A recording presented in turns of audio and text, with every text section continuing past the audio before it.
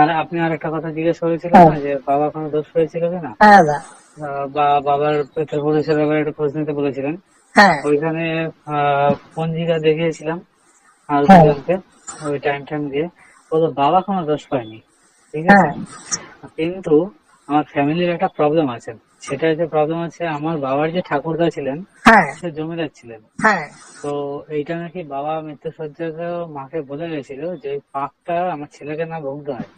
সেটা হচ্ছে, এত অত্যাচারী জমিদার ছিল, হ্যাঁ অনেককে পুড়িয়ে মেরে দিয়েছিল। হ্যাঁ ওই ঠিক আছে, পিতৃদোষ দাদা, বুঝতে পেরেছি, পিতৃদোষ এসে ওই আপনার পিতৃদোষ পূর্বপুরুষের। পিতৃদোষ, হ্যাঁ রাইট। দাদা, পিতৃদোষ পেয়েছে, ওইটাই, ওই জন্যই আপনার বাবা মুক্তি পাচ্ছেন না। ওটা আপনি ভালোভাবে ইয়ে করুন, ঠিক আছে, কথা বলুন কারোর সাথে, ওটা কাটানো আচ্ছা, যায় দাদা। ওটা আপনি কাটিয়ে দেবেন, তাহলে পরে আপনার বাবারও পিণ্ড দেবেন গড়াতে, কেটে যাবে ওটা। না কাটলে আপনাদের সন্তান হতে বাধা আসবে, আপনার এই রোজগারের ক্ষেত্রে বাধা আসবে, ঠিক আছে।